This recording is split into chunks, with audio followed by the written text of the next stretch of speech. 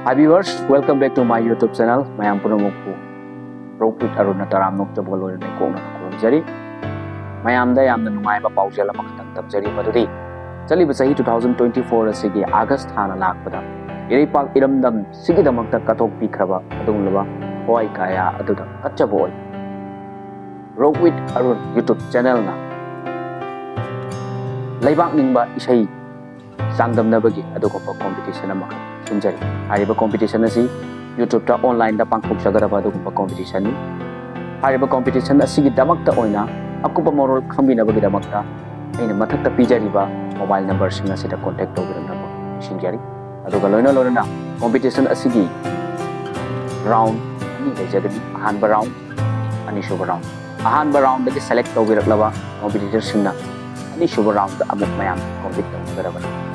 Asigumlaba leibak ningba isai sangdamnaba sida leibak iramdam sibu nungsibiba amadi isai nungmai bu pahidabiba adugumba silnaw khudimagna hariba competition asibu saruk yabiu Propit Arunbu uning thawatbiu amadi ipak sigidamakta kathok pikraba tuba thawaising aduda katchabo hariba competition asibu saruk yabiu haidon Propit Arun gi maikaidik yang mafamda tolokna sinjari.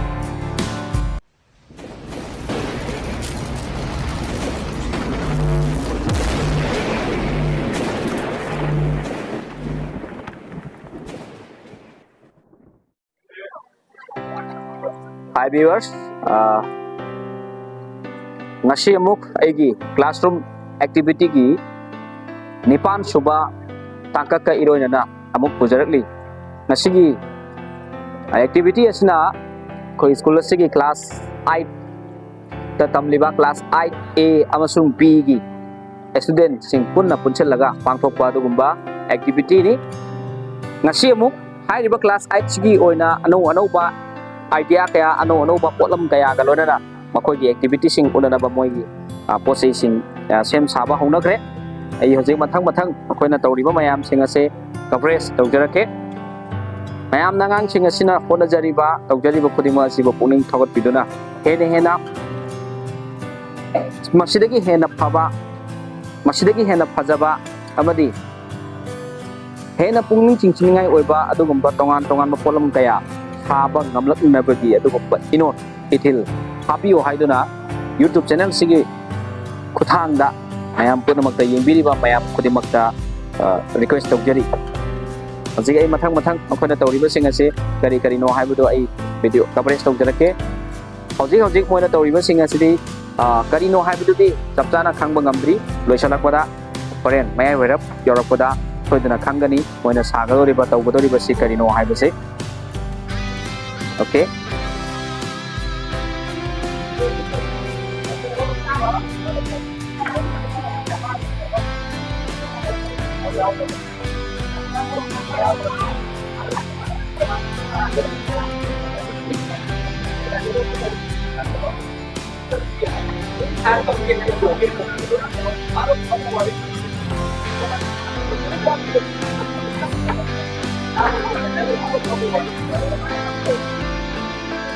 Zik ngang sing tuna sari basi masak khang ba pot yaw re.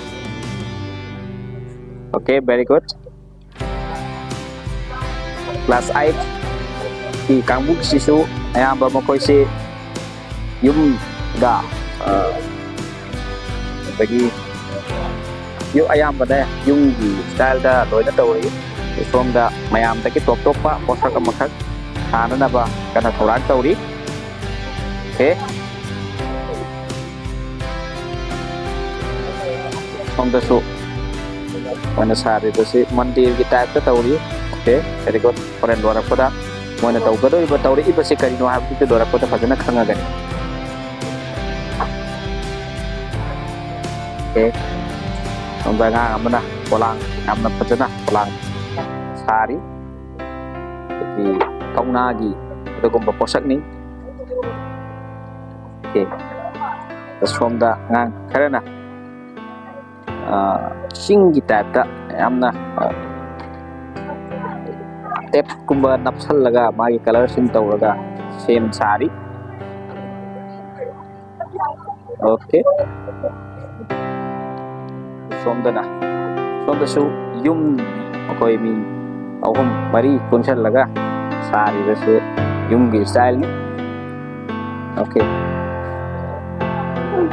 ꯑꯗꯒꯤ ꯁꯣꯝꯗꯅ ꯑꯉꯥꯡ ꯑꯃ ꯌꯥꯝꯅ ꯀꯟꯅ ꯄꯥꯛꯊꯔꯒ ꯀꯩꯅꯣꯝꯃ ꯀꯟꯅ ꯇꯧꯔꯤ ꯃꯌꯥꯝꯗꯒꯤ ꯇꯣꯞ ꯇꯣꯞꯅ ꯍꯥꯏꯇꯥꯔꯦ oke ꯁꯣꯝꯗꯁꯨ ꯑꯉꯥꯡꯁꯤꯡꯁꯤꯅ ꯀꯔꯤ ꯃꯣꯏꯁꯦ ꯍꯤꯒꯨꯝꯕ ꯑꯃ ꯁꯥꯅꯅꯕ ꯊꯧꯔꯥꯡ ꯇꯧꯔꯤ ꯃꯥꯜꯂꯦ oke ꯑꯗꯣ ꯁꯣꯝꯗ ꯁꯥꯔꯤꯕꯁꯤꯅ ꯃꯁꯤꯅ ꯀꯔꯤꯅꯣ ꯈꯪꯗ꯭ꯔꯦ ꯁꯤꯃ ꯍꯣꯔꯦꯟ ꯂꯣꯏꯔꯛꯄꯗ ꯁꯨꯡꯁꯣꯏ ꯁꯣꯏꯗꯅ ꯑꯩꯈꯣꯏ ꯈꯪꯃꯤꯟꯅꯔꯁꯤ ꯃꯌꯥꯝ oke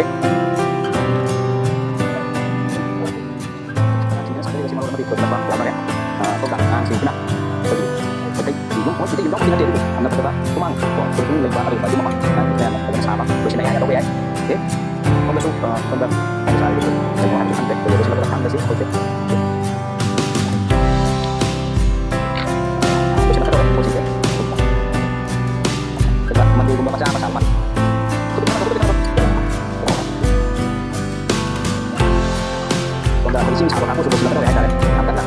Tapi main lagi nak lagi. Kamu kita sing sabar orang mana? Oke. Dan kalau tadi dia mana kalau tak saya. Oke. Ini lah sabar kan. Tuh kasih. Bos apa? Yang saya ini kasih aku bilang kan kan ya. Dia sih berapa kok. Ini juga dia ini. Ah, kita mana apa? Bos apa yang aku bilang kan. Oke. Apa pun apa? Yang mana apa sih? Ini sudah sudah di apa? Tapi ini masih ada yang apa? Kita sudah ada baru aja kita sudah ada apa kita itu kita sempat ada ngomong kita sudah berhasil ada kurang dan ada mana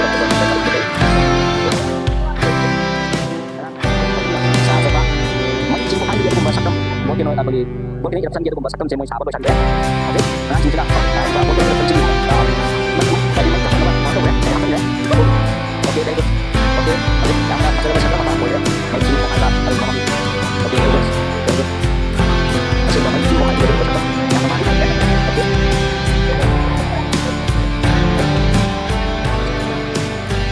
kami om nak sini sudah salah kita coba ada beli macam apa salah oke boleh kita satu negara oke harus dapat yang semua itu dulu ada boleh coba boleh itu yang kita baca ya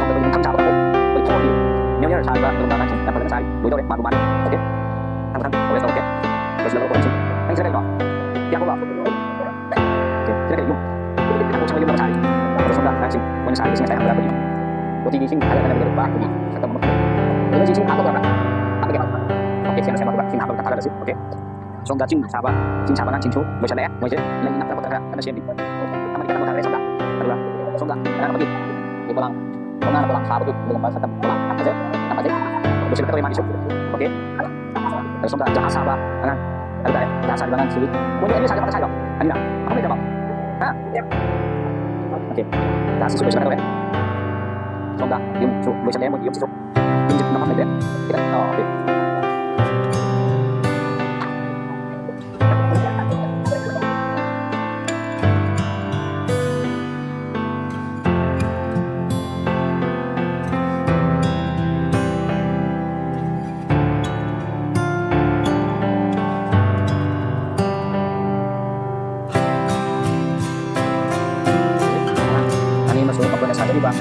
lagi pola ada itu tauna sahabat berubah yang mana kalau kita kasih itu yang macam macam yang berpotensi kalau kita yang kata lalu itu cuma kan saya di high posisi sahabat kalau saya pada dari berubah di pola ini mau sahabat jadi ke sahabat banget sih nah udah kayak apa sih itu kita tahu ya terus kita perlu sih jadi kita ini jadi bisa penting masih ada masih dulu yang berbahasa itu yau ada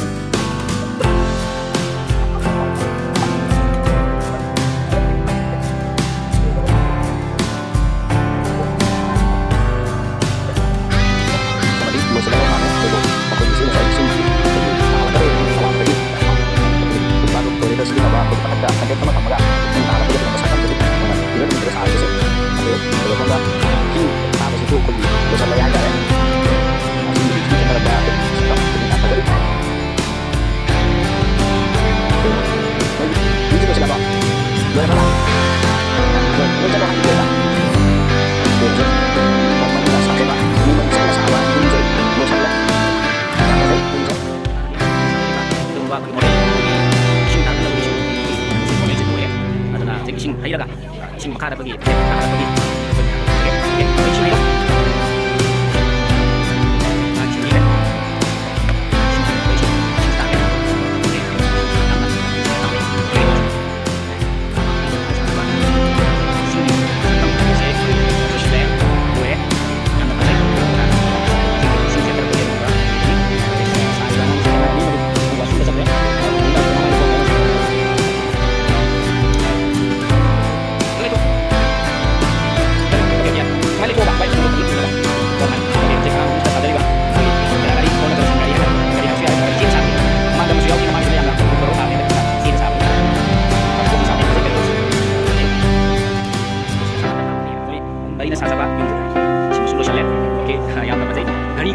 okay 하프드나 하나봉다나 다우리 오케이 very good so 마게 호텔 gumba mana sajabani style se loire yung gumba ni hai tare okay very good sai kaya ngang gumna yang na thoya jang yang sajaba yung se saba lo shamre koi sai koi koi sai yang sa sior benes manau gumna sajaba gumba sakam duni okay very good yang kate okay kana ngani mas nasu jang saba do shamre gumda na yang na kazana sare sari bana na nisna sondare okay very good मैं साजबा Marvel study most powerful character थोड़ी primary weapon like मैं hammer साब लोरे फजब मौन साबी पांथोलीब निपान सुबा क्लासरूम एक्टिविटी लोसनजरे मथंगी एपिसोड नायबिरमु मथंगी एपिसोड नौहुनना अनौब पोलम कयागा अनौब आइडिया कयागा लोनना अनौब स्टूडेंट कयागा लोनना अमुक पुजरके